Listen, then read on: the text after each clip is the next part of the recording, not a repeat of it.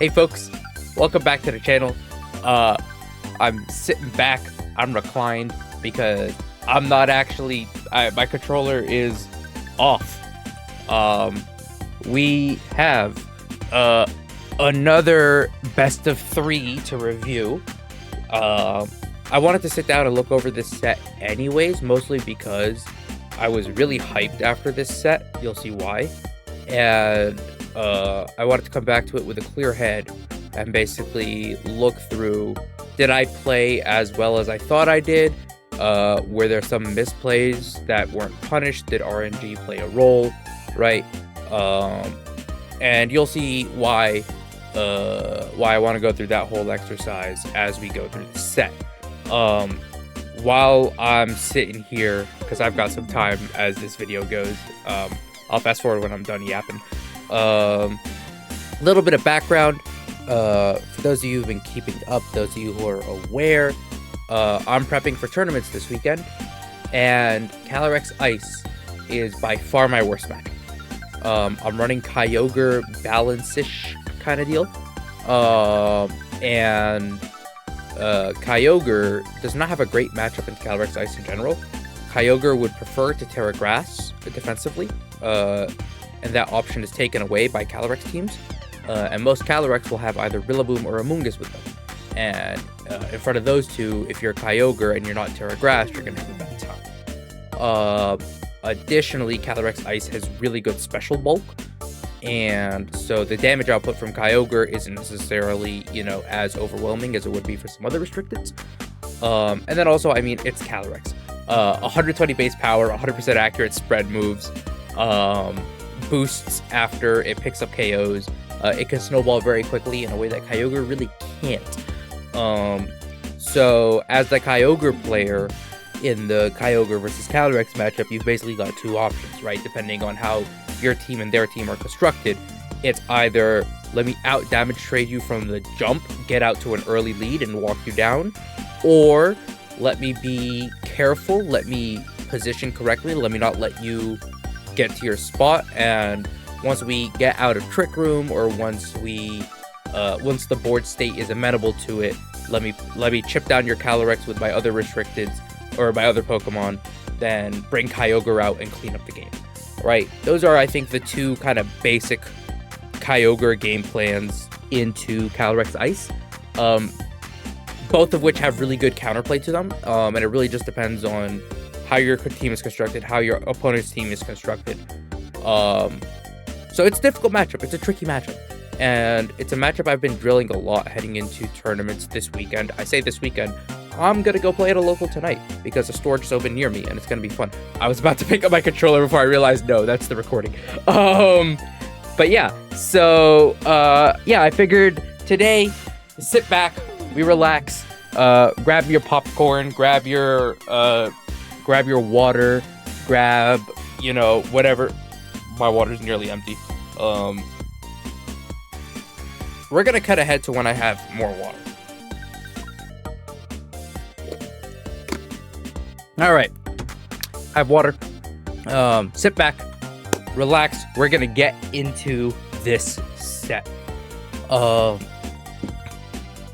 chair has shifted a little. I'm not super comfortable. There we go. All right. So let's skip on ahead to. Also, I am discovering the Legends of Hoenn music. No, not really discovering, more so just realizing, hold on, playing the Kyogre team, it's an absolute vibe. This is absolutely the move. Okay, so we get into team preview for round 1, for game 1. And you'll see me lock in really quickly here. Because I've helped Roy and Ivan and others who have used this team for Indy playtest. I've helped them build, right? I know how this team operates. I know how, and this is an advantage I'm not going to have against every Ice Rider. Against other Ice Riders, I need to figure it out on team preview with the team sheet in front of me. But against this team, I know exactly how they want to operate. I know exactly what I want to do. I know Pelipper is annoying, so I want to bring Tornadus with Taunt. Right? The only thing that shuts that down is Farigiraf, and if Farigiraf is on the field next to Pelipper, it's okay. It's super passive. I can deal with that. I need to bring Raging Bolt because 1, Pelipper, 2, Urshifu Water. I need to bring Raging Bolt to deal with those things. I need to bring Incineroar because it's Calyrex Ice. So you'll see I immediately know, I think I lock in within like 10-15 seconds because, or maybe 20 seconds. Yeah.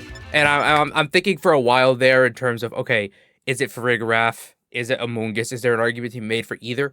But considering game 1, I want to come out and set the tone. I'm basically like, let me bring out my offensive answers to everything. And something I've noticed with my team against Calyrex Ice is usually in the Calyrex Ice matchup, depending on the composition I'm up against and how the team I'm playing against wants to play, I'm usually like, I'm usually restricted to bringing a specific 4 on my team to every game. It's not very often that I will change the 4 that I bring in the Calyrex Ice matchup. It's more so about the lead and the sequencing of the play in each Calyrex Ice matchup is what I've noticed. Because there aren't many Calyrex Ice teams that are very hybrid-like. This team, for example, does not have Trick Room. You'll see next week when I upload it, I did a set with my friend Blake last week where his team does not have Tailwind, right? So in that matchup, Tornadus is dead weight, Raging Bolt is kind of dead weight, right? So I ended up bringing Farigiraf, Amoonguss, Incineroar, Kyogre to all 4 games, right? Or all 3 games. So that's kind of how my team ends up operating against Calyrex Ice. And I know a lot of what Roy wants to do here, and it's really just a matter of executing.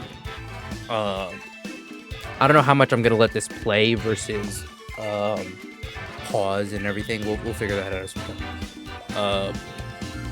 But at this point, you saw me lock in Tornadus plus Kyogre because I looked at his team and I said, if you bring out Pelipper, fair play, I can adjust. If you don't bring out Pelipper and you don't bring out Rillaboom, I can just punish you off lead. I basically said, let me lead hyper aggressive. Let me show my hand. And of course, Roy makes a good lead here. He leads Rillaboom plus Pelipper.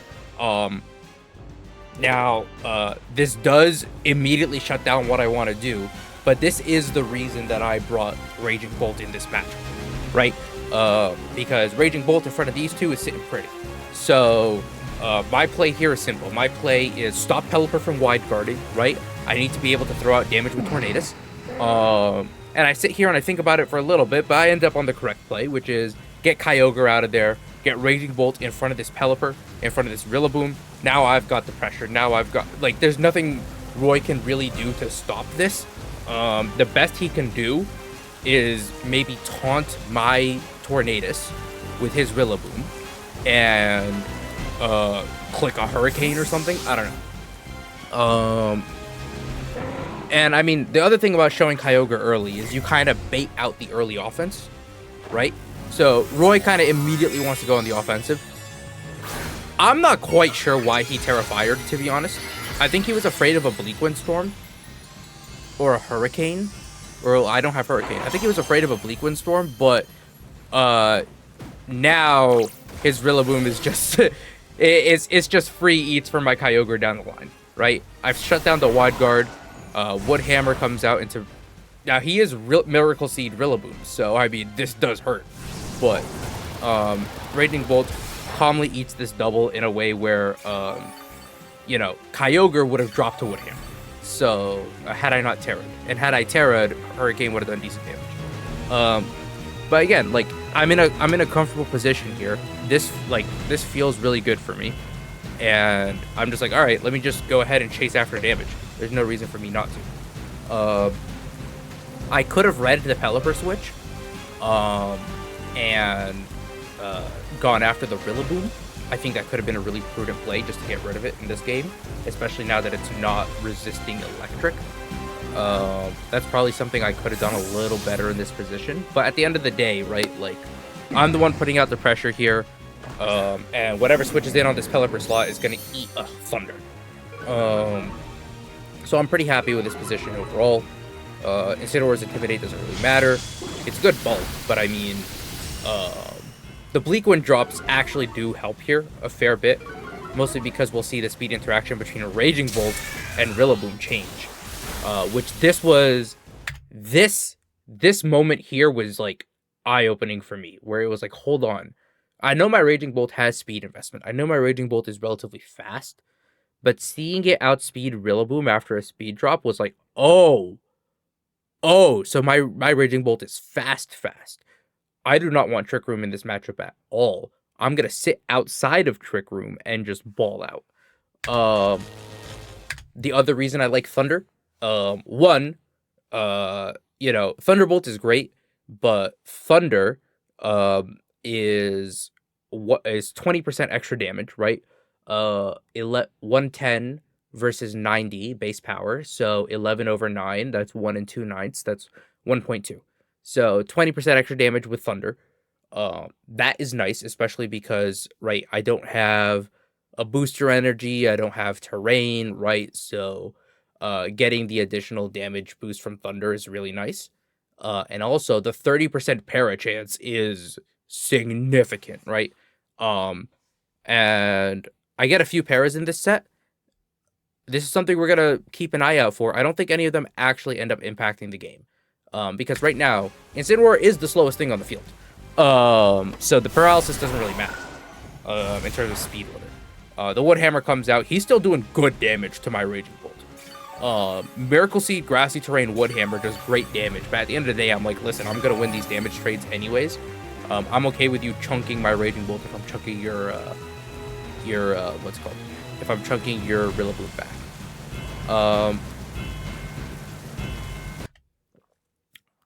Here, to be honest, I'm not completely sure why I felt the need to switch out Torn. I wasn't under any fake out pressure. I think I was afraid of a taunt from Rillaboom or knockoff plus I don't know. I'm gonna be completely honest, I don't know why I switch out Tornadus here. It's not a bad move, and the other thing is the Intimidate drop on the Rillaboom. That's the other thing I wanted in this position, which, it works.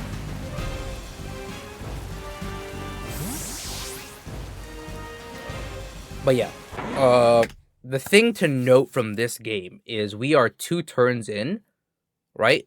1, 2 turns in, and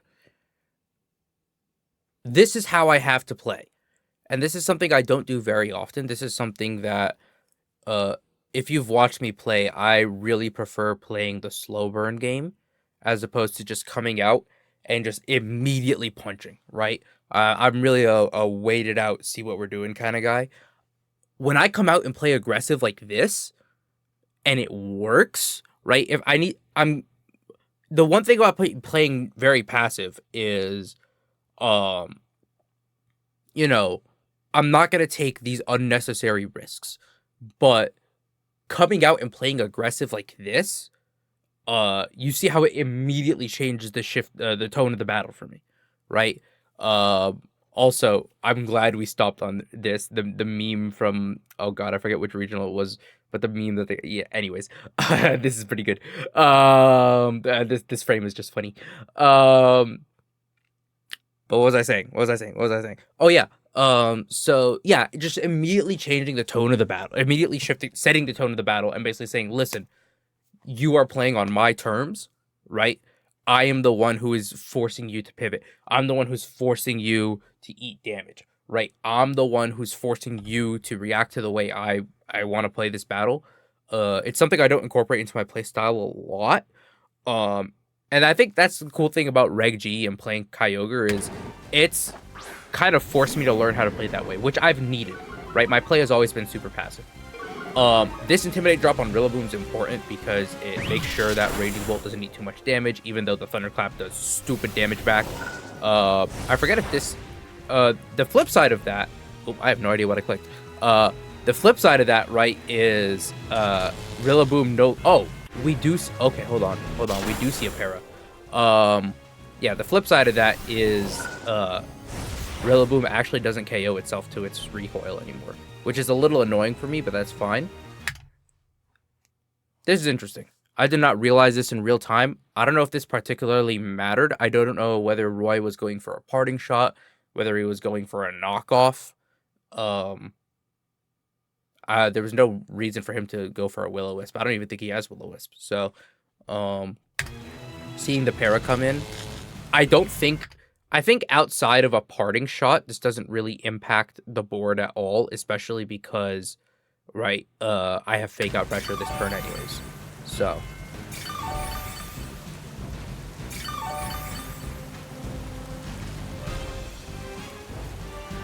yeah, I don't think that para actually ended up mattering. If it was knockoff, it would be what? Either knock off the Assault Vest on the Raging Bolt, which may pick it up, or knock off the Berry on my Ensign, which I don't know if we see the Berry proc in this battle or not. But that's interesting to know. Okay, so we did see a para. I just didn't notice it in real time because I was just in such a dominating board position that it didn't quite matter. Yeah, and here I'm expecting the Ensign to switch. If not, it drops. I send the fake out into the Rilla slot. If Rilla switches, it's okay. I still have some good momentum.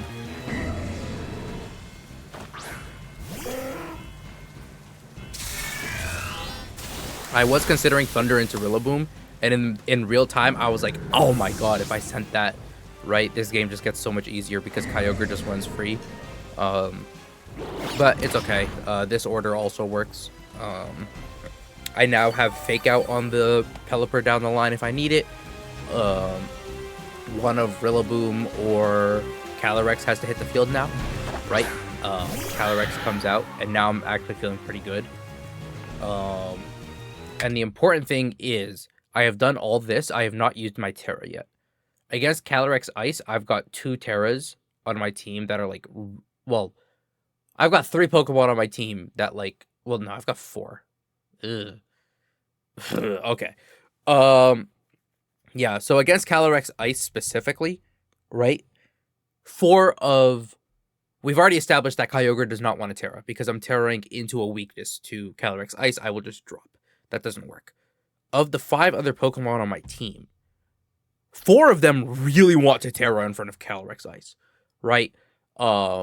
Raging Bolt, dropping the Ice weakness is huge. Dropping the Ice and the Ground weaknesses, right? You drop both of those weaknesses by Terra Fairy. That's huge. Amoonguss, dropping the Ice weakness, and getting, instead of it being a weakness, being a resistance with the Terra Water is massive. Tornadus going Terra Steel, it's good because it buys Tornadus a turn. It basically says, hey, and I did change the Tornadus set recently. But Tornadus now is basically like, all right, I will eat a Glacial Lance, and then I'm going to force you to hit a high horsepower into me. I think we see that happen in this set. If not, it happened in yesterday's video. And then Incineroar. Most Calyrex Ice are carrying high horsepower.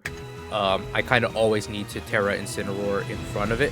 And so when it comes to the Calyrex Ice matchup, it's really just figuring out, okay, game by game, depending on the game situation, right? Who needs to get this Terra? And the way I see it, Torn isn't doing a ton for me anymore now that I don't need to necessarily preserve Tornadus, right? Tornadus can hit the field, click Taunt or click Tailwind and drop. I don't care about that. Raging Bolt is low enough health, it's gonna drop. So at this point, I'm like, let me preserve Incineroar, right? Let me see if I can burn this Calyrex. Burn, knock off, those are great tools into Calyrex. And the important thing here is, I know that Roy doesn't have Protect on his Pelipper. So there is nothing stopping me from clicking Thunder into that slot.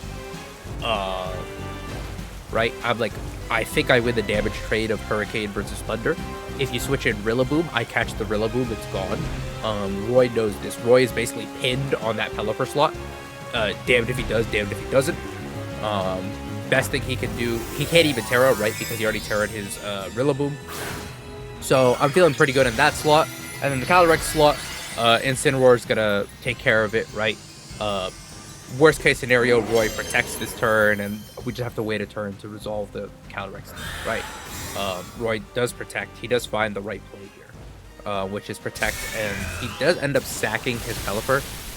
But, I mean, he does need that to basically slow this Incineroar down because he needs to bring Rillaboom in. Yeah. So, um, also losing the rain.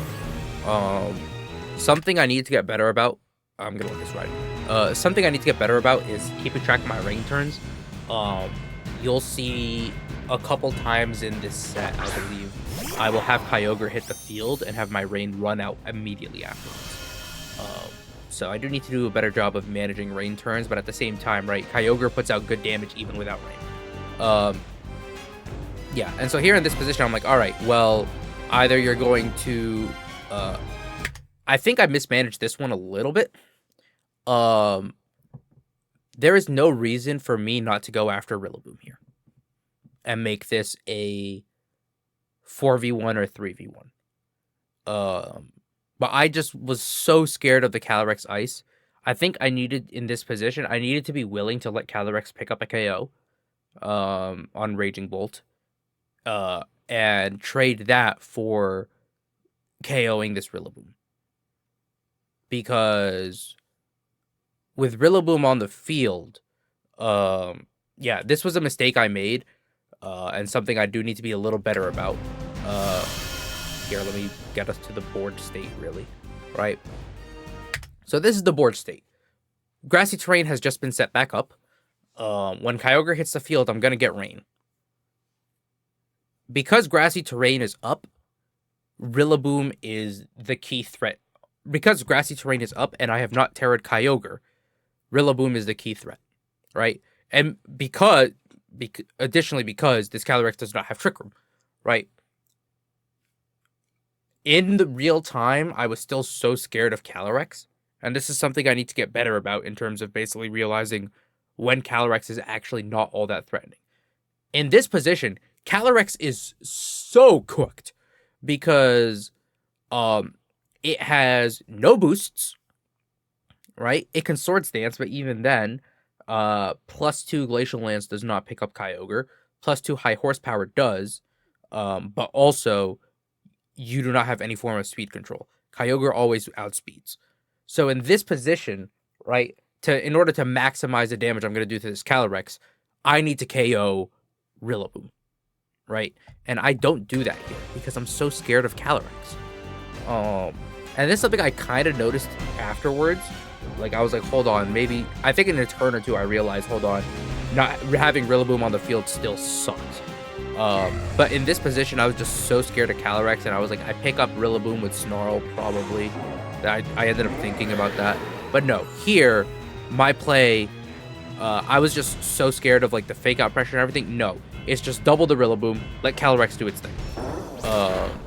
So the fake-out comes out, I'm not going to burn Calyrex anyways, and because I sent the Dragon Pulse into Calyrex instead of into Rillaboom, now Rillaboom's still on the field. Calyrex gets +2, which, I mean, it's still scary. Roy definitely could have punished me for that with a Glacial Lance. If Roy clicks Glacial Lance there, if Roy fakes out the Incineroar and clicks Glacial Lance, now I'm in trouble because I think I still have a way around it. Because then I'm forced to bring out either Torn or Kyogre onto the field. But then again, at that point, right, I'm feeling pretty okay. I bring out Kyogre, I protect, and I hard switch in Tornadus to eat the Glacial Lance or the High Horsepower. Either way, I'm just biding my time until I get into a position where I've got Incineroar and Kyogre on the field, and it's fake out the Rillaboom, right, to send a Water Spout. So I was okay. I did have other lines if Roy punished me here, but I didn't even need to open that in the first place. The play there is just double Rillaboom and the game, right? And at this point, I realized, hold on, yeah, I do kind of need to chase after this Rillaboom a little bit. But at this point, I play it wrong. Because the other thing I forget is Raging Bolt only outspeeds Rillaboom when it's -1. So this Thunderclap ends up doing nothing for me. I was also expecting a Wood Hammer into Incineroar. I didn't cover for the Grassy Glide. I expected Wood Hammer because I figured Roy would want to secure the KO. But It makes sense. He's low on health. He doesn't want to take the recoil. Another misplay. The knockoff is great, right? I get rid of the amulet, and that's nice. But at this point, he's just free to send a Glacial Lance, and I think this picks up a double. Yeah. Because he's +2. So it's like, yeah, that's a good chip, but I did kind of fumble that. And those 2 turns made this game so much closer than it needed to be. I'm still in a winning position, but it's scary.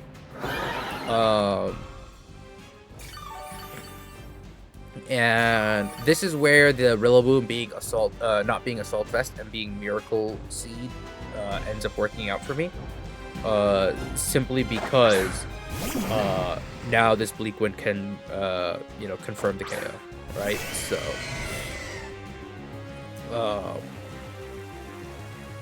but yeah, this was a horribly mismanaged endgame for me. Now that I'm looking back at it, I need to. If I identify Rillaboom as a threat at any point there, I win. Because now I'm not in this position where I need to bide my time. I can just click buttons and win. Instead, I got to be real careful about this, right? I don't think a Wood Hammer KOs my Torn, right? But yeah, I was in this position where I did let it get a little spooky. But the second I see this Rillaboom drop here, I'm like, okay. Yeah, because this was the point where I was like, hold on, Rillaboom was the threat all along. Let me take care of it. Glacial Lance comes out. It is +3, and I believe it crits. So I don't think there's any world where Tornadus lives.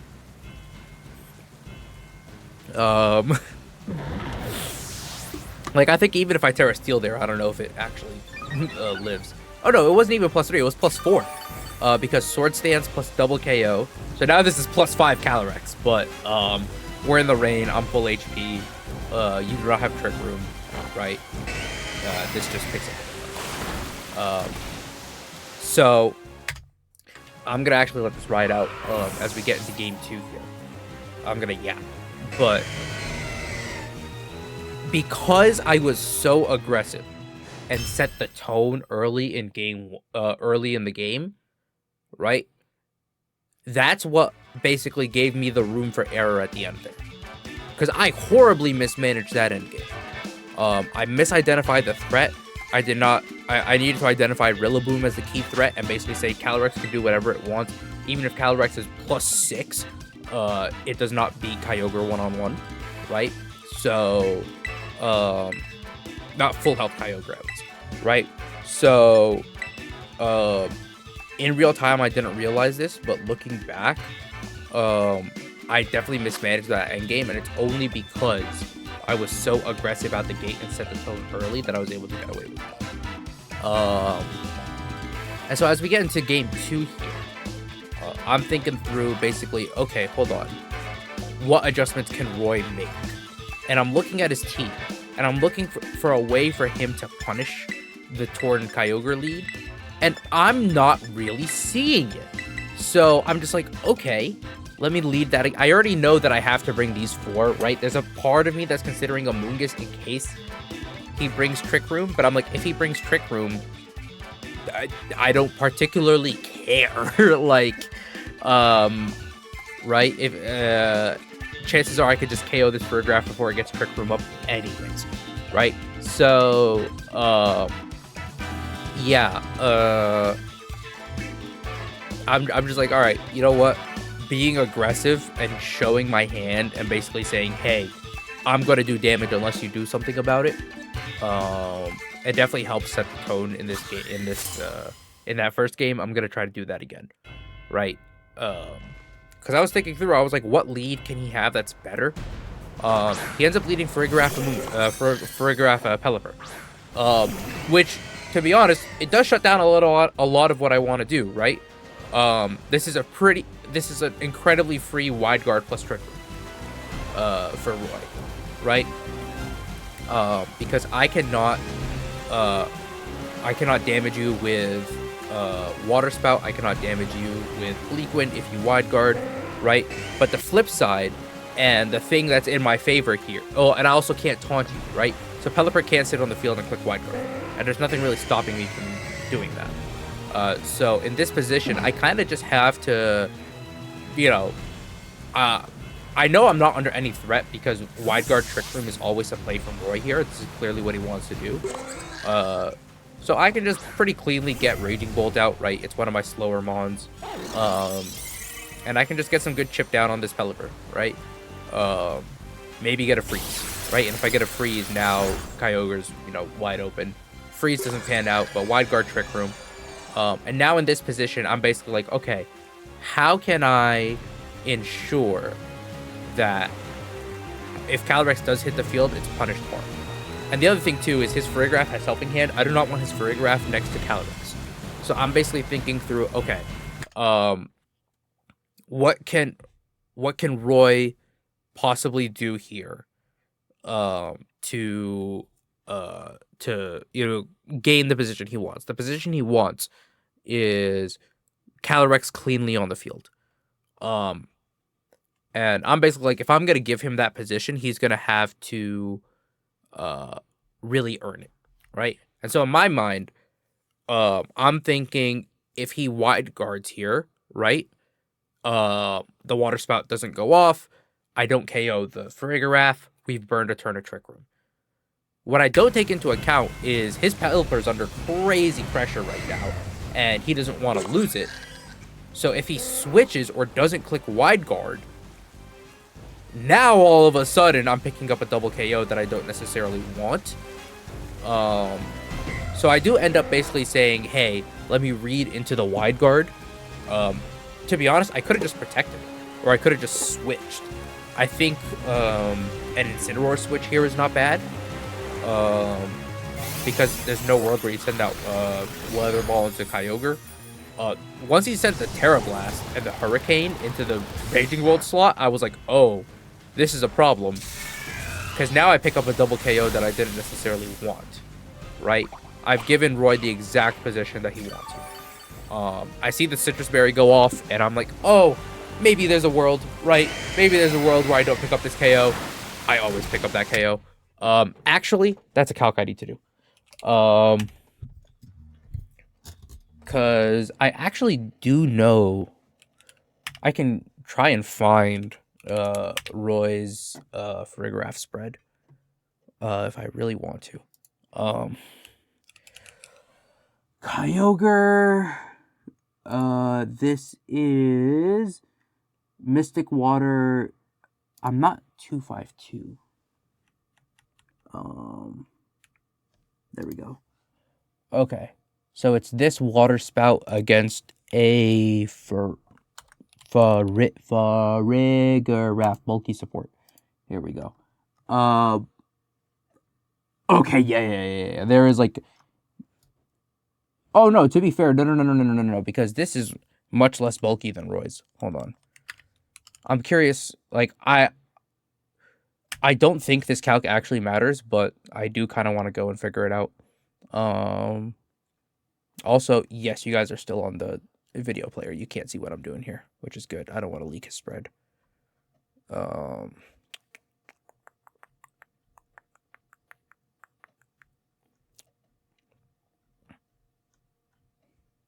far back do I have to go to find this thing?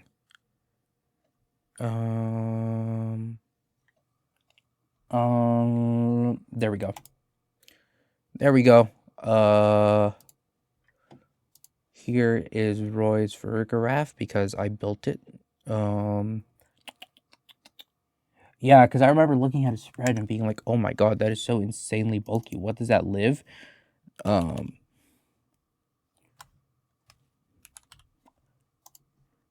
The answer, not a Water Spout. Okay, that's all I wanted to know. I was like, I don't think that calc matters, but also I know his Farigiraf is like stupidly bulky. But okay, that's good to know. It's good to know that what's it called? That berry did not matter. Like this is always an Oko, like even with Roy's bulk. Also, I wanted to know whether the crit mattered, because I remember there being a crit. The crit did not matter. That was always going to KO. And now I'm in the position where once I saw that go off, I was like, maybe I misplayed this. Because yes, I am 4 healthy Mons up to his 2, which is a position I like against Calyrex. But when it's Rillaboom and Calyrex under Trick Room, I'm not feeling it. The good news is the good news is I've burned 1 turn of Trick Room. The problem is there's 3 more. And with a healthy Rillaboom out on the field, I'm like, okay, I think Raging Bolt is the correct Terra target here, despite it having taken some chip, just so it lives a Glacial Lance, right? And I'm like, let me just see if I can get as much damage down as possible. I forget if I switched in Incineroar here, if I just protected. I think I just protect, right? I'm just like, all right, let me eat the fake out on Raging Bolt, let me protect. Or no, I do switch Incineroar. Maybe, in hindsight, the correct play there, without seeing what Roy does, is the correct play there protect? Just burn a turn? Yeah, I think the correct play there is protect, burn the fake out turn, worst case scenario, Raging Bolt drops. Do I use my Terra there? Or do I conserve my Terra for Torn? By the time Torn hits the field, there's going to be boosts. I don't know if Terra particularly matters. Incineroar hits the field. Does Incineroar want the Terra against Rillaboom? Probably not. No, but this is full health Incineroar, and... Okay.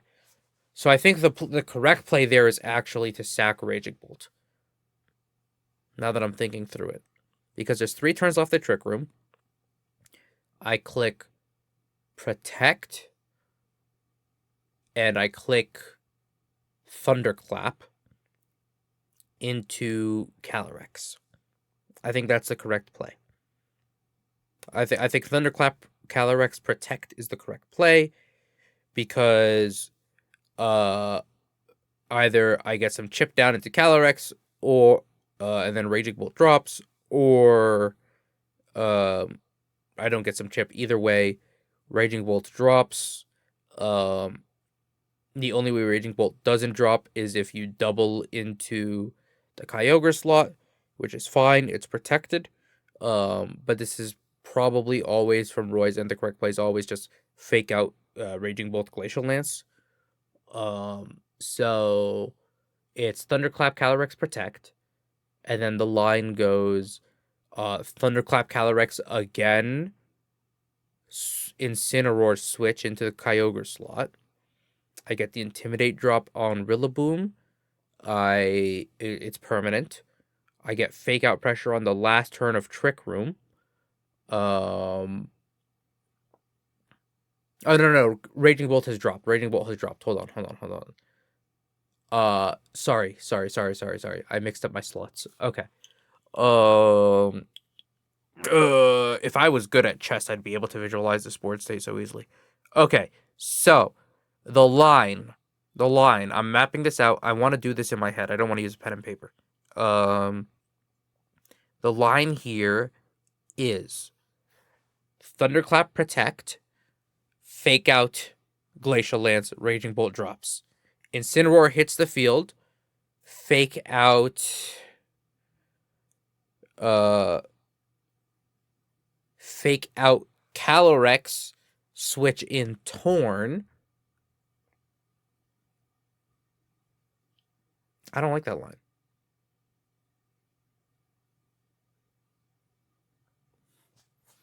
That line feels really bad, actually. That line... No. Oh, because Calyrex would probably protect the fake out turn. The problem is it's a lot of hard reads. Oh, wait, but if I'm going to fake out Rillaboom anyways... Yes. That's my line.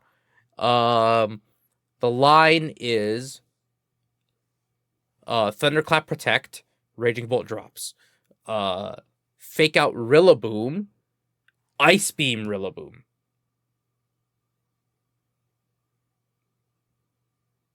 Yes, that's the line. That's the line. Terra, Fake out Rillaboom, Ice Beam Rillaboom, because Rillaboom cannot protect. And Calyrex at +1 cannot KO Kyogre except with a high horsepower, which is fine. Because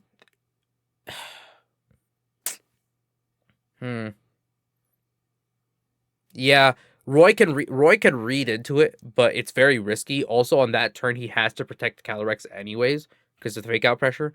If he reads me faking out Rillaboom and attacks, fair play. But yeah, to me, the line that feels like it has the least counterplay is, and I know I've said this a million times, but I'm saying it again. Protect Kyogre, Thunderclap into the Calyrex slot. Probably don't get the Thunderclap off. Raging Bolt drops. Incineroar comes in, fake out the Rillaboom, Ice Beam the Rillaboom. Calyrex probably protects. If Calyrex doesn't protect, it probably clicks Glacial Lance for just guaranteed damage. If not, it's clicking high horsepower into presumably the Kyogre slot. I have a chance of it missing. Either way, this feels like a decent position. Assuming Calyrex protects, right? Rillaboom just drops immediately. Because it is fake outed. And I'm full health. And then we are on the last turn of Trick Room. Protect plus Will-O-Wisp. Yes, I have 2 chances to hit this Will-O-Wisp because I have the Protect turn and then I have the Water Spout turn. Yes. I am losing Rain somewhere in there, but it still feels like a winning end game to me. Yeah, I think I found the line. And I just did not see this in real time at all. Because what's the play I end up making? I end up switching Kyogre. Yeah, I just could not see that line that far ahead. You all saw how long it took me just now. Yeah. Yeah, I just discounted Protect Kyogre way too early. I needed to protect Kyogre there. And I needed to not Terra. Yeah. I just found the completely wrong line. Because, like, there are ways that this works, but it's just the wrong line. And even in real time, I felt pretty iffy about this decision. It was just the wrong line. I just picked the wrong. I just picked the wrong move. Because Glacial Lance still hurts. But I lived the Glacial Lance, and that's kind of what I wanted to see. And I get the Thunder down, and it's good damage. But I mean, it's Calyrex. It's bulky. The Wood Hammer comes out into the Incineroar. So all in all, like, this doesn't feel bad actually. Okay. After having gone through that whole exercise on the last board state and how I fumbled it, the thing to note, and I realized that this was kind of a misplay when I clicked, like, when I saw the Terra animation going for Raging Bolt, I was like, this feels like the wrong play. But the thing about this game, right, is there's no going back to the previous board state. At this point now, I have to sit at this board state and figure out what's my winning play. I've got fake out pressure. So I think my play here is always, I should always fake out Calyrex and Thunderclap someone.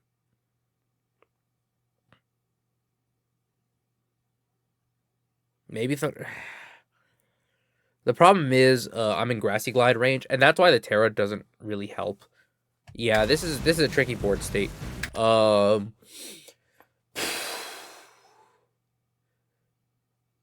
because it really just depends on whether Roy's gonna Terra or whether Roy's gonna protect or not. Is there any reason for him to protect on the fake out? Not particularly, because I'm not threatening a lot of damage, because he can just Grassy Glide my Raging Bolt, right? So I should always fake out the Calyrex slot.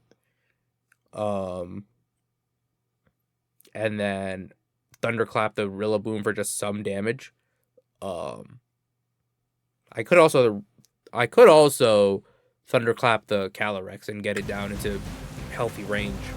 But yeah, I think that's what I landed on, right? Nope, misplay. Um, which is okay. Yeah.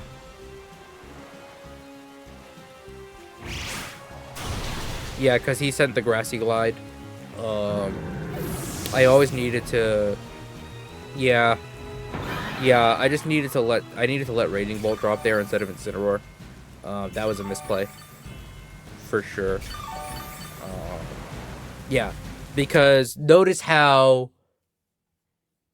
Yeah, and the reason I spent so long 2 turns ago thinking through the line is because I went from what was a pretty even board position before to now Calyrex has picked up a KO. It's +1. We're still in Trick Room.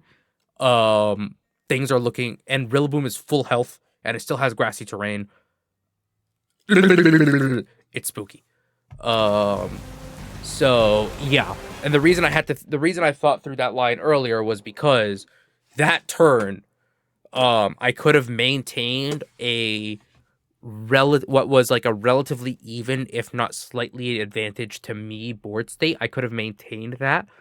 And it would have taken like 1 or 2 big plays to like really swing it into a winning position, but the line was there. Versus the decision I made to Terra Raging Bolt and swap in Incineroar, it just immediately put me on the back foot. And from there, right, Roy's in a winning position. That turn, right, where I had to fake out pressure and didn't know where to send it, that's just cursed. I can get out of Trick Room now, right? I'm gonna get out of Trick Room, but it's just looking so dire. And so at this point, I'm like, all right, Calyrex probably like protects here, or if not, you know, there's just so much going on in terms of, you know, my Raging Bolt is under threat from both of these guys. We're still under Trick Room, right? I forget how many turns are left. I think at this point we're still 2 turns left in Trick Room. 1 or 2 turns left in Trick Room. And it's just a real losing position. And I'm trying to find the play to maintain it. And I think I landed on Calyrex protecting and reading a Thunderclap. And so I was like, let me get some chipped out of the Rillaboom. No reason to.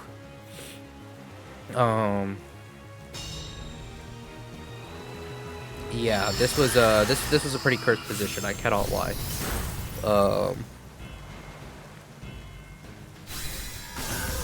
Hey, because now Calyrex is +2.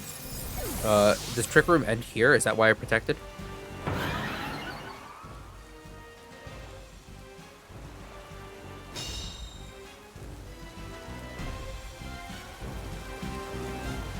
The rain stopped, which means Trick Room ended. Yeah. So this was another thing too.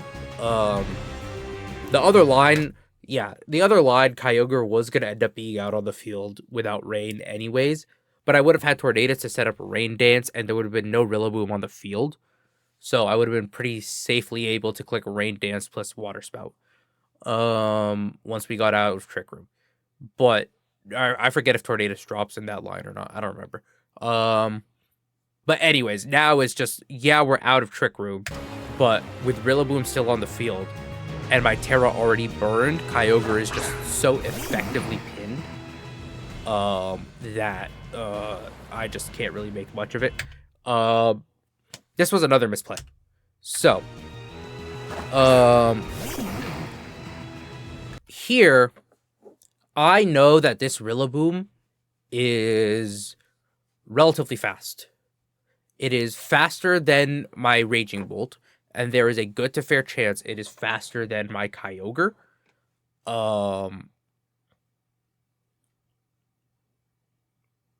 I ended up clicking Tailwind plus Water Spout to cover for Wood Hammer because I figured he wouldn't click Grassy Glide because he wouldn't be sure if it KO'd. But that being said, if he clicked Grassy Glide, my Water Spout wasn't going to do anything anyways. In reality, my play here should have always been Bleak Wind plus Origin Pulse, because a Bleak Wind speed drop on Rillaboom does effectively the same thing as a... Oh, but then I don't go before a Wood Hammer, because the whole thing was, this was such a tricky position. This was, I think Bleak Wind plus Origin Pulse was the correct play, but it was tricky. I end up going for Tailwind plus Water Spout. Or no, I go for Tailwind plus Origin Pulse because I'm like, oh, if he Grassy Glides, I need to click Origin Pulse anyways. And if he Wood Hammers, I want to go before it.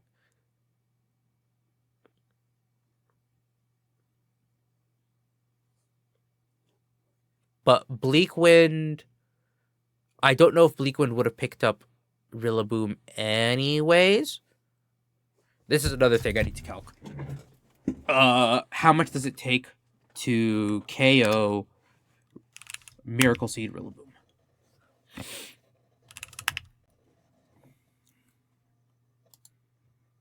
Because I wasn't I think the big thing was I wasn't really confident that I would pick up Rillaboom anyways.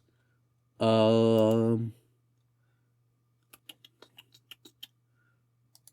wow. Okay, so even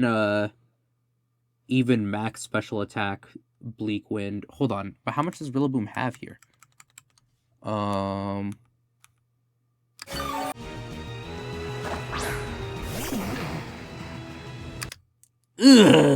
Okay.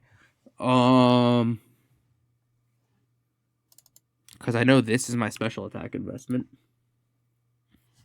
And this is what? This is just max HP Rilla. Max HP, which is probably a good indication of the bulk. Yeah. Yeah, I don't know if I pick up there. I think even on a high roll, I don't pick up. Okay. So Bleak Wind doesn't pick up anyway. So I was right to think that it was out of Bleak Wind range.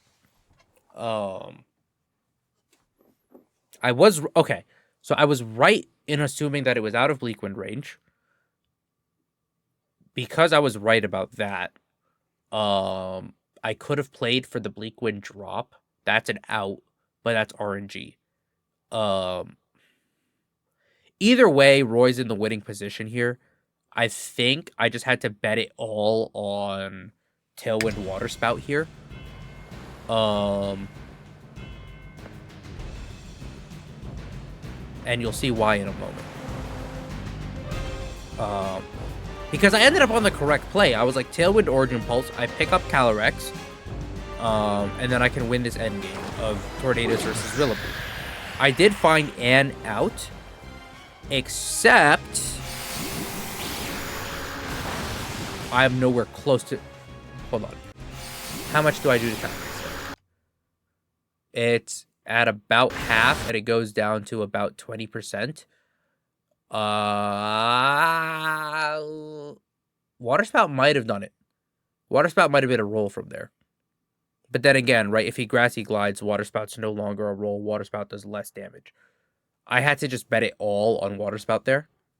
In hindsight, obviously. But I think just in general, right, because I'm looking for...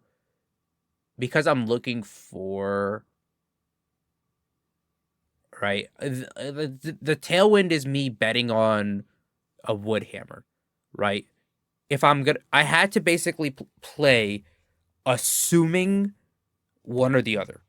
I hedged my bets. Yeah, that's what I did. I hedged my bets there between Wood Hammer and Grassy Glide, right? I said, if you Grassy Glide, I clicked Origin Pulse. If you Wood Hammered, I clicked Tailwind, right? I needed to just go one way or the other. I needed to just full send. I needed to make the hard call of either hard call the Grassy Glide and click Bleak Wind plus Origin Pulse, or I hard call the Wood Hammer and click Tailwind plus Water Spout. I needed to do one or I needed to do one or the other. And hedging my bets there, it just leaves me in the worst position, which is I have picked up 0 KOs instead of at least 1 KO.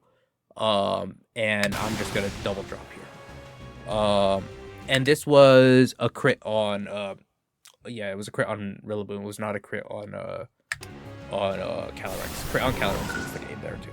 But yeah, hedging my bets just does not pan out at all. Yeah. There I needed to not hedge my bets. I needed to just full send one way or the other. Which, I mean, I did a good job of getting into this position and making Roy work for that win. But at the end of the day, right, I was in a relatively even position, and I threw that away because I got scared. I threw that away because in this position,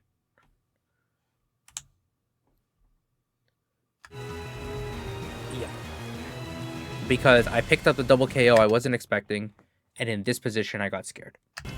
And that's what I threw away my winning advantage. I needed to just be willing.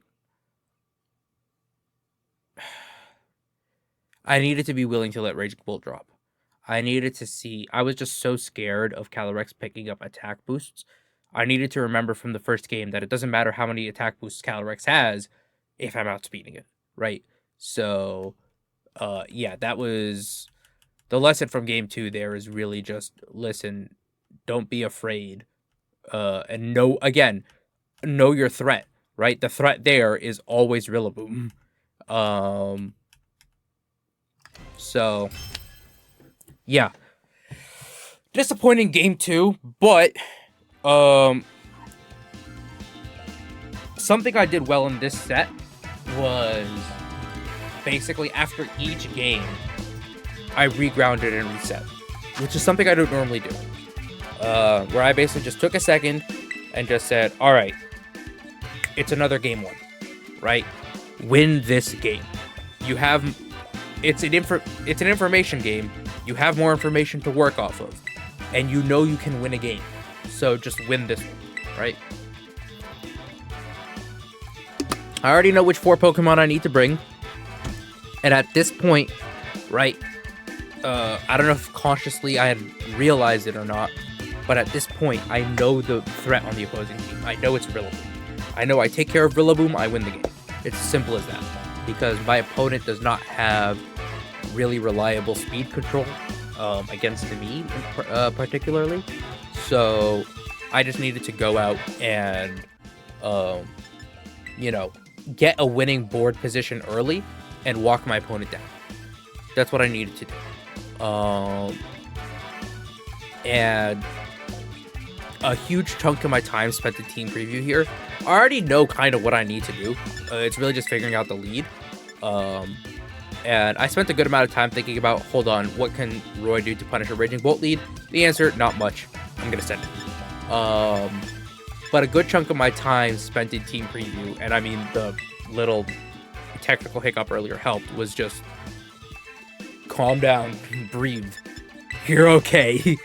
And just not letting that last game shake my confidence. And then I get into team preview and I'm like, okay, I have led Torn Ogre twice. I can lead it again, but Roy probably has another counter pick for it, right? Roy has seen me not move away from Torn Ogre. This is the time for me to move to Torn Ogre, or move away from it, right? And I'm looking through and I'm like, Raging Bolt is really good. It did literally everything he wants to lead. There is no reason for me not to lead it.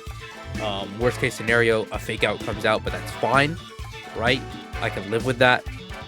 He's always led Pelipper. Raging Bolt is a really good point of pressure into Pelipper. So I'm like, all right, let me lead Raging Bolt. Let me put out that pressure early. I always ended up switching Raging Bolt in early game anyways. Let me just start with it on the field, right?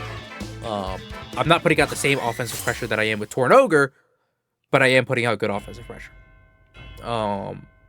And when I see the leads here, I'm just immediately rewarded for that decision.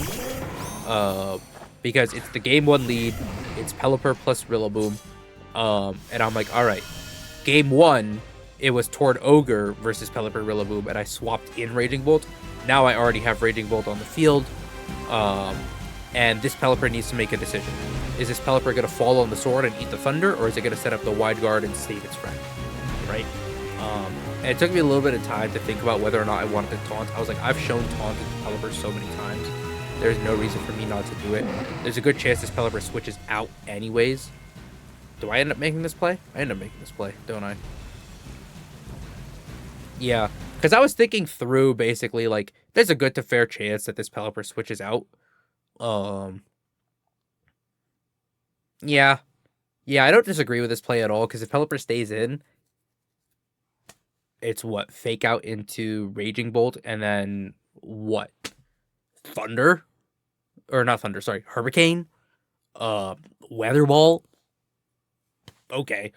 So I actually don't disagree with that play too much. I think the better play there is just Bleak Wind plus Thunder into the Pelipper slot. Like, there's nothing that punishes that. It ends up being Calyrex that switches in, which I'm pretty happy that Calyrex eats this taunt, but I definitely could have just been so much more aggressive from jump here. Yeah, because this is just fake out, and then the Bleak Wind does health, or the taunt comes out into Calyrex, which I'm not mad about because I've prevented any swords dances, and also this slot cannot protect now, and that's something that I can abuse. But also, I just had a chance to just throw down some stupid damage into this Rillaboom, and I didn't, which is okay. Like, I think at the end of the day, this position isn't necessarily, like, I just missed a chance to put some damage down on the board, which is okay. Yeah, the difference in that position is just healthy chunk on the Rillaboom and a potential speed drop, which we've seen that affect the interaction between Rillaboom and Raging Bolt before. It's just that versus a taunted Calyrex, which importantly cannot Swords Dance and cannot protect. And the good thing is, now that it can't protect, I can punish that, right? I can just attack into that slot freely. I'm like, alright, a Glacial Lance is probably coming out here considering the double ice weakness, but there's no attack boost. I know Raging Bolt can eat this. Let me just get an Incineroar. Right, this Raging Bolt's this Rillaboom's feeling pressure. It probably wants to leave the field right now. Yeah. All in all, like, this still feels like a pretty good position for me.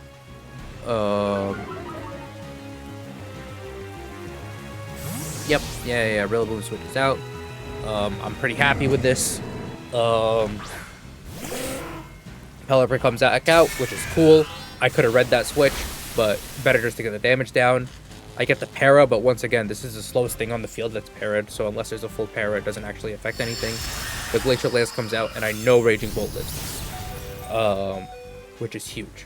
Because now, and this is where, I'm gonna let the Grassy Terrain recovery go. This position, this is where the taunt ends up being better for me. Because no one can stop being fake. No, you can't stop either of these mons being faked out. I have a free fake out plus whatever I want. And so in this play, the correct play is always just double the Calyrex slot again, because this Pelipper is not putting out that much pressure. And also, now that I haven't burned my Terra, I have Terra Water on the Incineroar. I'm not scared of a Weather Ball. So here my play should always be Thunder, Calyrex, fake out Calyrex. And I think that's what I land on. Should be what I land on. If I didn't, I think I don't end up making this play, right? Right, there's... The other thing, too, is neither of them can protect... What was I thinking here? Okay, yeah. I was thinking some weird line. I ended up switching out of the move. I know I ended up picking Thunder to Pelipper, which is wrong. Here I always just focus down. The Pelipper's not putting out much offensive pressure on me. I always just focus down the Calyrex. That's wrong. But I do end up finding Terra Water fake out, right? Why don't I fake out? Why don't I fake out? That's a mistake for me. There is no reason to not fake out in this position.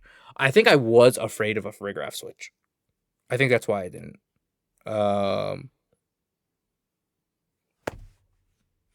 Yeah. I think I was afraid of Farigiraf switch into the Pelipper, which, bro, that beak is literally the whole screen right now. Yeah, okay. I see Fake Out plus Thunder, and then you click High Horsepower, which doesn't KO, or Glacial Lance, and you pick up 1 KO. But now I've got Rillaboom on the field, and I can just click Water Spout. Or I've got, sorry, Kyogre on the field, and I can just click. Yeah, that was a mistake. Because even if you switch in Farigiraf into the Pelipper slot, it doesn't actually matter. I will say though, the good thing about the knockoff play, and the thing I was like really relieved by, because I was initially like, I clicked knockoff, like basically trying to cover for a potential Farigiraf switch, and then I was like, hold on, Rillaboom switched in, this thing just lost its Miracle Seed. That's huge for me. And then I see Roy Terra, and I'm just like, oh, okay. So you really want to keep Pelipper alive then. That's cool. And you initially saw me think about a Dragon Pulse covering Terra, or covering the Rillaboom switch. If I click Dragon Pulse, ooh, this thing was in trouble. But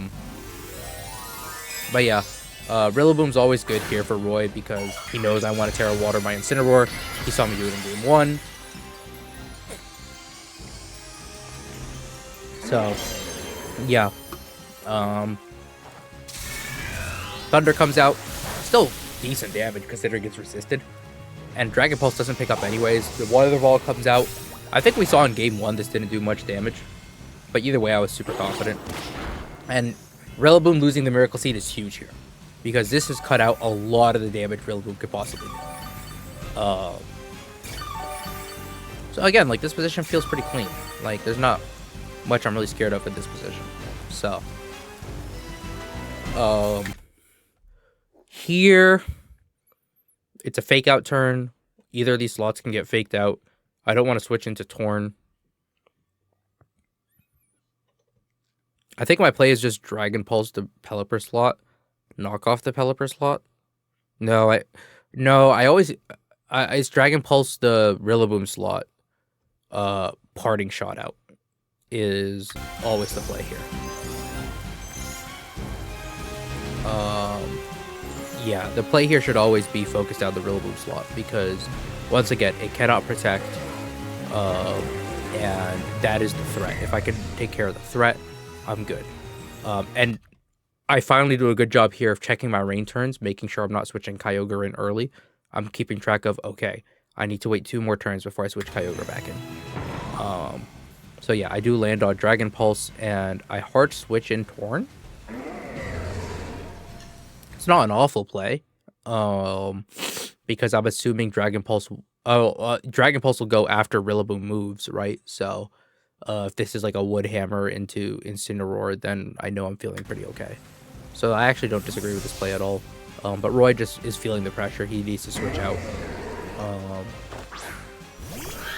Calyrex comes in, so Calyrex is going to eat a Dragon Pulse. Pelipper's out here. It can do whatever it wants. It's not picking up a KO on either of these mons.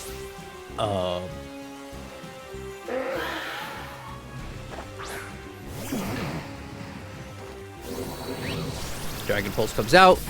Yep, it's healthy damage. I'm just working this Calyrex down, right? And Hurricane comes out into the Incineroar slot. This is part of the reason I switched it out. Because Incineroar eats that well, but Tornadus eats that even better. So, yeah. And thinking about, the state of all the Pokemon in this game, right? Has Roy revealed his 4th? Roy has not revealed his 4th, I don't think. Right? 1, 2, 3. Yeah, I don't have any KOs, and Roy hasn't revealed his 4th Pokemon, I don't think. But yeah, Raging Bolt, obviously it's going to drop to another Glacial Lance, but it's sitting pretty healthy. Torn is sitting healthy, Incineroar is pretty much full health, I think, and Kyogre is sitting in the back, fully healthy. So again, like, I'm just slowly winning these damage trades, slowly walking Roy down, which is what I need to do off of these aggressive leads. And once again, I'm like, I'm just going to keep focusing that slot that is the threat. Pelipper, I don't care about you. And here I send the Bleak Wind because if Pelipper doesn't wide guard here, if Pelipper doesn't wide guard here, I pick up the Calyrex. If Pelipper does wide guard here, it's not doing anything, and I get damage into Calyrex. If Calyrex protects, I don't think through the Calyrex protect option. Mostly because I'm like, Roy is feeling the pressure. I don't see why he would protect in this position. I probably should have taken that into account. But Calyrex protect, Pelipper is doing what exactly? Pelipper is not picking up a KO on either of these two. So, like, this feels pretty safe for me. Actually, now that I think it through, this feels pretty safe for me. Because I'm like, listen, I'm on the front foot. There's not much you can do to really stop me here. Yeah, Calyrex clicks protect, and Pelipper gets some offense down, so what? Right? And also, the other thing, too, Pelipper not clicking an offensive move means it has to get this Bleak Wind, which I don't think it does. And now that Pelipper is gone, Pelipper is one of two things that slows down Kyogre on this team, right? The other thing being Rillaboom. So now it's just like, all right, I need to find a way through this Rillaboom, and Kyogre just cleans this game up. The Thunder comes out. No harm, no foul. The rain stops here, which is good because now Kyogre can come back in and get a fresh 5 turns to do some damage. The grassy terrain also runs out, which means I think we see... No, I'm expecting to see Rillaboom here. And this is where I'm surprised. This is where Roy shows his Game 3 adjustment, which, to be honest, it was a bold play. It was a very bold play. And honestly, you just got to give props to him for this one. He shows Urshifu Single Strike. Sorry, it's not Rapid Strike. It is Single Strike. I think I said Rapid Strike earlier. Right, because I was like, oh, if it is Rapid Strike, I'm just chilling. I'm mixing it up with the Calyrex team I played in yesterday's video. But yeah, I don't know if you can hear my slipper knocking on the floor. I'm sorry. Yeah, so here he shows this adjustment. And to be honest, it is a pretty decent adjustment from him because this Urshifu, it does healthy damage. Now granted, he has burned his Terra, so he can't, I believe this thing is Terra Dark as well. So he can't like get extra damage on top of that. But here, I'm like, all right, your Calyrex just protected. I don't think either of my Pokemon are in Sucker Punch range, really. There is no reason for me to not just click Bleak Wind and attack into this Calyrex. Because, I mean, what are you going to do, right? Which I think is what I land on here, right? I Thunderclap, I Thunderclap mostly, I Thunderclap because I'm not quite sure if I'm in Wicked Blow range, but I know I'm not in Sucker Punch range, which is the right play here. And then I just click Bleak Wind because, I mean, you know, there's no wide guard anymore. There's no reason not to click Bleak Wind. Even though I'm not in the rain, I'm still going to take my chances with it, right? The whole point, and this is something that I've learned, if you're going to run an inaccurate move, make sure you're putting yourself in position to click it multiple times. Or rather, make sure you're putting yourself in, let me reword that. Make sure you're putting yourself in positions where missing the inaccurate move isn't an auto loss, right? You avoid those positions as much as possible. Here, even if I double miss Bleak Wind, the worst case scenario is it's a double KO, Incineroar comes out of the field with Fake Out Pressure, and I have Kyogre in the rain to click Water Spout and pick up this Calyrex. Like, there is absolutely nothing wrong with me missing a Bleak Wind in this position, right? And same goes for Will-O-Wisp, right? Like, I tried to put myself in positions where I can Will-O-Wisp at least twice, right? To cover for the miss the first time, right? I see Urshifu Protect here, and I'm like, all right, cool. Thank you. I'll take it. The Thunderclap comes out, does healthy damage. I think this thing lives this Bleak Wind, if I'm not mistaken. And it picks up the double, which is okay.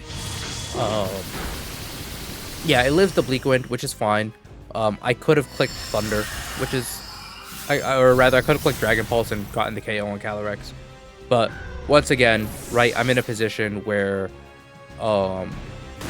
it's a similar position to the Bleak Wind miss, where it's like, alright, I come out, I click Fake Out into Urshifu, I click Water Spout. What are you doing? Right? So, because my Incineroar is pretty healthy, my Kyogre is full health, and I get my Rain back up, right? Here I'm feeling pretty good. Even though you've got +2 on your Calyrex, we both resist your Ice move, right? The high horsepower has a chance to miss. I've intimidated this Urshifu, so Sucker Punches I don't care about anymore, right? And here it's like, alright, Water Spout plus Fake Out into the Urshifu. There's really nothing that can punish this. Even if Rillaboom switches in, it's taking healthy damage. So, oh, the other thing too is, I believe the Rillaboom is low enough that it's actually like in close to Water Spout range. I think that's the other dynamic at play here, which really works out for me. Yeah. I think that's the other thing I realized too, as I was switching in Kyogre and Incineroar, was, hold on, Rillaboom's in Water Spout range. I'm fairly certain Rillaboom's in Water Spout range, and I think here, as I'm sitting here waiting for Roy to make his move, I'm like, I think he also realizes that Rillaboom's in Water Spout range. So his play of Protect Calyrex and get Urshifu off the field, preserve its Sash, it's not looking too hot. Yeah, this Rillaboom's absolutely in Water Spout range. And so we see Roy kind of make like the best play he can here, but at this point, I'm like, all right, I've put myself in a position where Kyogre just wins this game, right? Because here, I know this is non-AV Rillaboom, right? I know it's Miracle Seed, which means, right, I click this button and it's delete. Yeah, this game I did a much better job of basically taking care of the threats, right? I made sure Rillaboom was in a position where it wasn't going to threaten Kyogre. I took care of Pelipper, right? And from there, here, it's like, all right, I can click Origin Pulse. Your Wicked Blow doesn't KO me. This Will-O-Wisp, I'm not going to lie, this Will-O-Wisp was mostly to flex. In reality, the safe play there is always knock off into the Calyrex. Because if I miss Origin Pulse, I'm actually in a little bit of danger. Yeah, this was one where I did get a little cocky.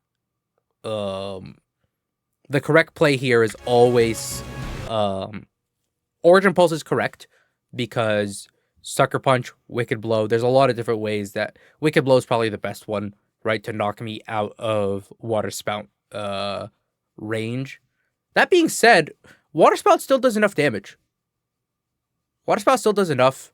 I think Water Spout still knocks Urshifu down knocks it down to Sash, right? Because it's got to be max if it's Sash.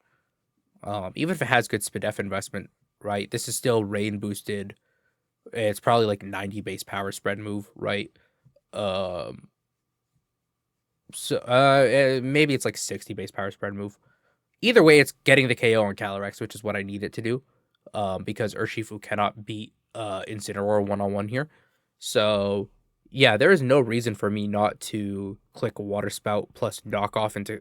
Or, if I click Water Spout, I'm free to click the Will-O-Wisp into Urshifu. If I'm going to click Origin Pulse, which I do, I need to click knock off into Calyrex to just confirm the KO. In case it misses, right? Yeah, this was me being a little hasty with this endgame. If Origin Pulse misses, I'm in big trouble. Right? One Origin Pulse miss changes this game. Specifically this Origin Pulse miss, but it doesn't. Because I pick up the Calyrex, I knock Urshifu down to Sash, and then I land my Will-O-Wisp in with the game. I say this in the video that'll drop next week. I talk about it with Blake a bunch, but my Calyrex Ice matchup is very to him. I basically tell him, oh yeah, my Calyrex Ice matchup is basically don't get a turn wrong and get some good RNG. But the good RNG definitely still applies. I think this set, especially that game 1, definitely showed there is a level to which I can just straight up scare the Calyrex into submission. Right. Yeah, and the burn is correct there because I get out of 2-hit KO range. So yeah, I think Water Spout plus Will-O-Wisp was the correct play in hindsight. But it's okay. That's fine. Also, Origin Pulse plus a knockoff into Calyrex is also correct. Right, I just end the game on the spot instead of being a little cheeky with it. But yeah, that was the set.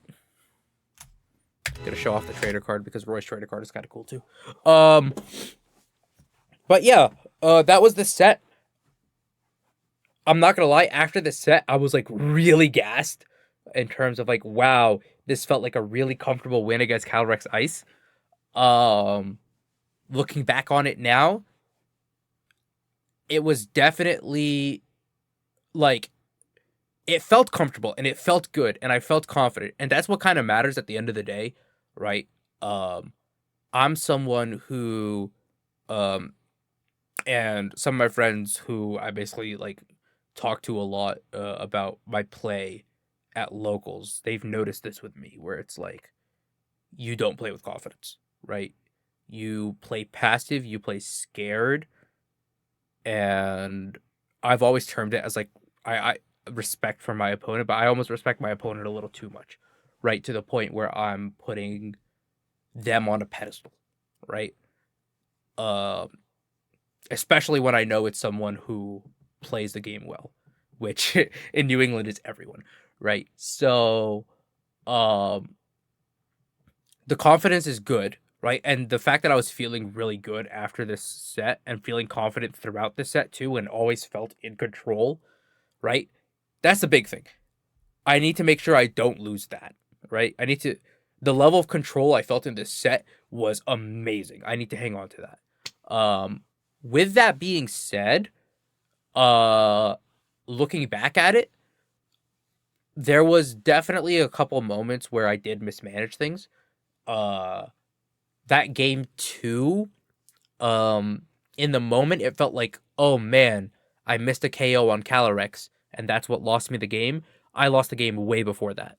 I took a winning position and I threw it away in game 2. Game 3, I could have fumbled that end game really hard by not slowing down and making the safe play. So I needed to be careful about that. But just in general, this all in all, my team has the tools to deal with Calyrex Ice. I have the ability as a player to beat good players with Calyrex Ice. Like Roy's, I mean, he said afterwards, he was like, man, I'm sorry, I didn't give you my best stuff. He played well. Roy played well in this set. He played well in this set, and he's a good player. He just went 5-4 in Indy. So, he's a good player. But I definitely need to make sure that I'm you know, I need to be wary of the mistakes for sure. But that's secondary. The confidence I played with in this set and the aggressiveness that I played with this set was huge. And I just need to carry that into this next weekend of tournaments. But yeah, that'll do from me here, I think. Played this set, like Roy hit me up last night like, yo, you got time, and it was literally right after I finished editing the other video, so I was like, all right, I'm down, let's do it. And I wanted to sit down and review it. I think this was really helpful. This was definitely really helpful for me, just as a reality check of, hold on, no, that set was not as comfortable as you thought it was. You got to be careful. Hope this was helpful for you. If you have any notes for me on my play, on this set, on my team, feel free to share them. I'm very happy to hear any and all feedback. If this was helpful for you, let me know. Put one of these on the video or just comment and say, this was actually like really informative. Thank you. And yeah, thank you as always for watching. And until next time, folks, take care.